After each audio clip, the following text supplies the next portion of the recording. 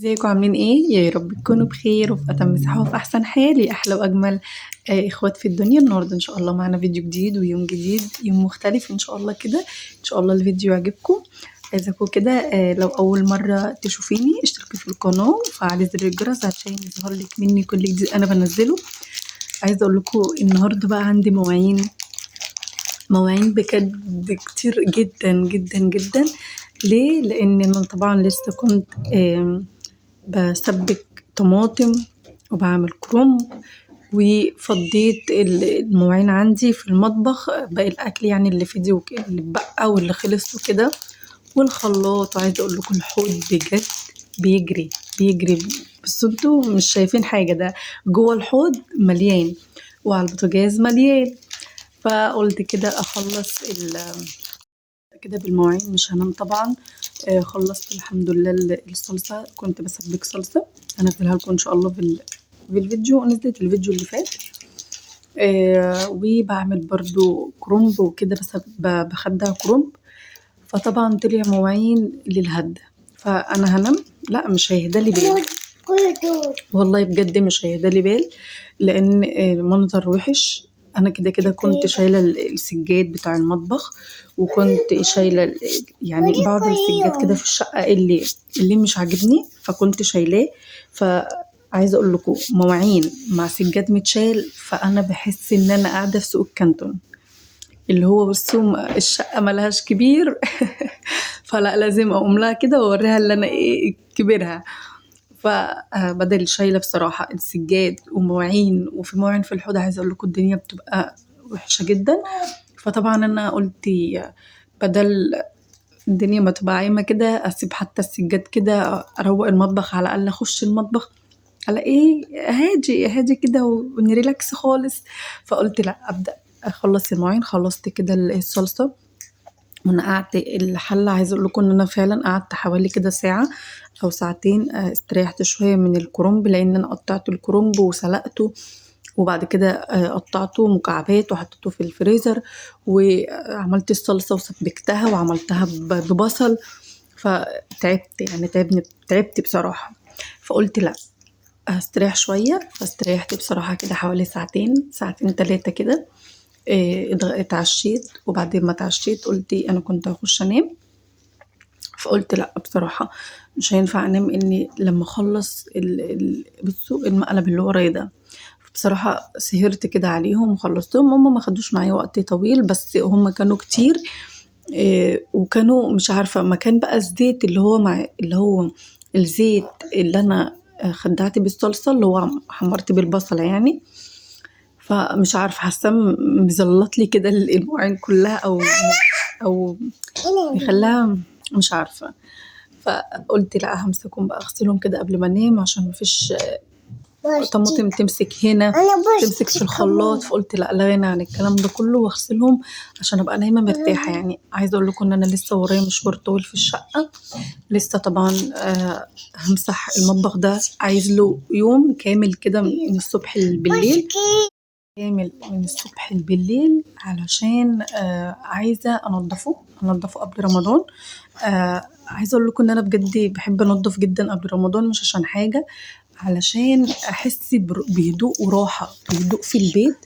يعني طول أنا مصبنة بوتاجازي بالكامل من جوه وبره، ومثلا مصبنة فوق التلاجة ومصبنة التلاجة، ومصبنة الشباك وفرشة سجاد نضيف. بحس كده ان اليوم جميل وفي وقت، وعندي حاجتي في الفريزر، بطلع بقى كده الحاجات فك وابدا اشتغل اعملها. مش بيبقى عندي حاجات كتير غير مثلا اكنس بالمكنسه مثلا، اشطف اي حاجه كده موجوده قدامي اخلصها. فبحس اما بتبقى نضيفه نظافه على نظافه بصراحه يعني. استني ليل اما الشقه تبقى نظيفه، ما يعني مش مبهدله اول باول، فبتلاقيها بصراحه بترتاحي. انا عن نفسي كشخص يعني، انا برتاح جدا لما على طول انضف اول باول. والله بجد ممكن اقعد يعني الحمد عايزه اقول لكم ممكن مثلا برضو امسحها قبل رمضان واخليها زي الفل، اقعد بقى طول شهر رمضان كده في راحة، في صلاة، في صوم. لا لا بجد يا شهر رمضان ده كل سنة وانتم طيبين. ويعود عليكم يا رب بالخير واليمين والبركة ان شاء الله. ويكون كده رمضان داخل علينا بالخير بأمر الله كلنا جميعا يا رب. ويكتب لكل حد نفسه في حاجة ربنا يحققها له، وكل اللي نفسه في أي شيء ربنا يا رب يكتبها له. فطبعا ما بيبقاش عندي وقت خالص. هتلاقيه في الدرج، هتلاقيه، روح هاتيه. بقولك هتلاقيه، أنا حطاهولك في الدرج اللي هناك ده. اللهم صل على النبي. عايزة أقول لك والله نسيتني كنت بقول إيه. بس كده، فأنا ده الفترة ديت قبل رمضان ببتدي بقى أفرز أكلي، أجيب مثلا الفراخ واغسلها، أجيب لو هعمل ممبار مثلا في رمضان، بجيب بقى كل حاجة. عايزة أقول لكم في رمضان بجد مش بحب أنزل، مش عشان حاجة، الشارع بيبقى زحمة جدا، ولا بقى ايه، ما اجيبش لبس عيد ولا الكلام ده في رمضان. طلعيه. يعني انا ان شاء الله بأمر الله كده اسبوع كده ولا حاجة او 10 ايام هنزل في الدرج ده. اسبوع كده 10 ايام بأمر الله، يعني ربنا ما يجيبش حاجة وحشة. هنزل اشوف بقى لو هجيب مثلا طقم عيد، لو بجيب مثلا ترنج للعيد ليا الليالي الهدوم وكده، فالحمد لله بجيبها قبل رمضان. ان بجد ببقى صايمة واليوم قصير وبتخنق جدا جدا لما بنزل من الزحمة وببقى صايمة، والله ما برضى افطر. يعني مثلا اقول ممكن افطر مثلا يوم ولما اجي اعوضه يعني، فبصراحة ما برضاش اقول لا طبعا. فبقول يعني بقى لي فترة كده بنزل قبل رمضان الحمد لله، اجيب كل حاجتي وكل برضو حتى الزينة بتاعت رمضان والحاجات دي انا بجيبها قبليها. وعايزه اقول لكم مش بحب انزل سوق الخضار. عندنا هنا سوق الخضار فاتح صبح وليل، ملوش ملوش اساس ولا ليه كبير بجد، يعني حلو قوي.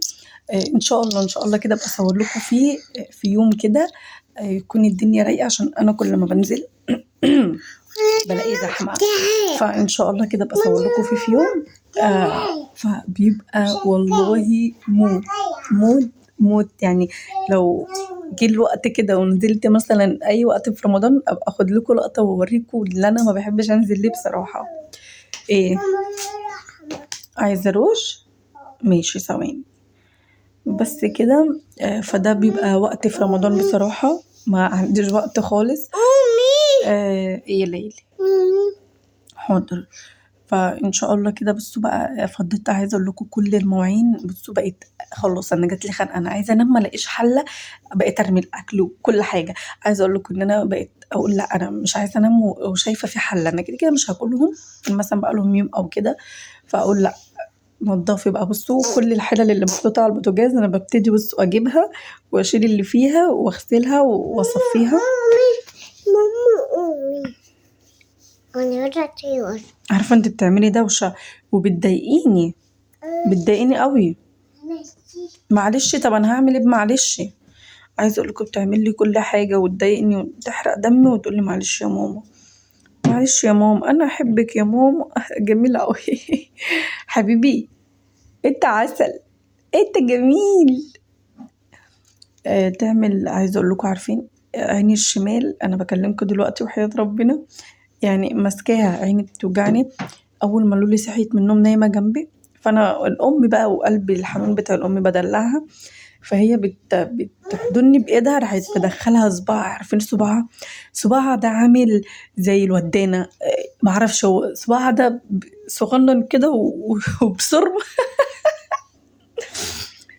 يعني صباعها ده صغير كده، مش والله عامل زي الخله. عارفين الخله اللي هي بتاعت السنان؟ عامل زيها. فانا بلعبها وكده، راحت والله بصوا انا بكلمكم عيني بتدمع ومش قادره منها. وانا بدلعها راحت مدخله صباعها في عيني، حسيت اللي بصوا سكينه دخلت من الصباع عشان صباعها رفيع. شفتي عين ماما عملت لي ايه في عيني؟ وهي بقى دلوقتي عيني حمرا من صباع لولي.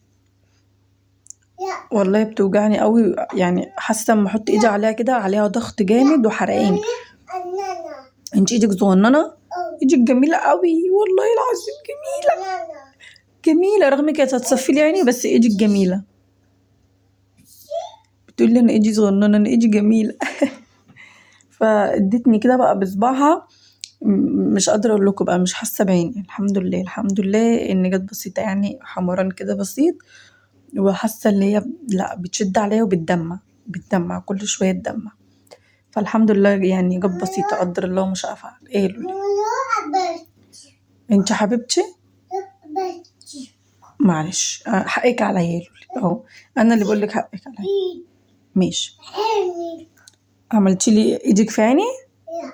ماشي، مسكت بقى. عايزه اقول لكم بصوا كل المواعين اللي ورايا فضيتها، ما خليتش اي حاجه على البوتاجاز. عايزه اقول لكم ان انا النهارده ما غسلتش البوتاجاز، عشان وانا كنت بعمل الكرنب والطماطم، كان ايدي فيه بالفوطه بتاعه المطبخ، كانت ايدي فيه بلمعه، فهو ما فيهوش حاجه خالص. فانا قلت هسيبه المعه كده من على الوش، عشان مش قادره بجد بجد، خلاص كنت تعبت وكنت بصوا خلاص زهقت وتعبت. فقلت خلاص ان شاء الله كده بكره او يومين كده 3 ان شاء الله بامر الله، اصبنه بقى، هاخده كده تصبينه كامله، والمطبخ برضو دربقه كامله، ترويقه كامله، ابقى اخدكم معايا فيه. بس يا حلوين، عايزه اقول لكم ان انا النهارده طولت عليكم ورغيت عليكم كتير، وصدعتكم. لو اول مره تشوفيني اشتركي في القناه عندي لو عجبك القناه عندي، عشان يظهر لك مني كل جديد انا بنزله. ولو عجبك الفيديو اعملي لي لايك، عشان اللايك بيرفع معايا الفيديو. وانا بجد بجد بتعب جدا، عايزه اقول لكم بتعب جدا في الفيديوهات وبصور معاكم، وانا ام ومعايا بنت وكده، فاليوم بيبقى صعب عليا، وعلى قد ما بقدر بصور وبطلع لكم يعني احلى حاجه. فالحمد لله يعني، واسيبكم بقى في حفظ الله وفي رعايه الله، وانتظروني ان شاء الله كده في فيديو جديد مع بعض. آه، فيديو بقى روتين ان شاء الله في الشقه.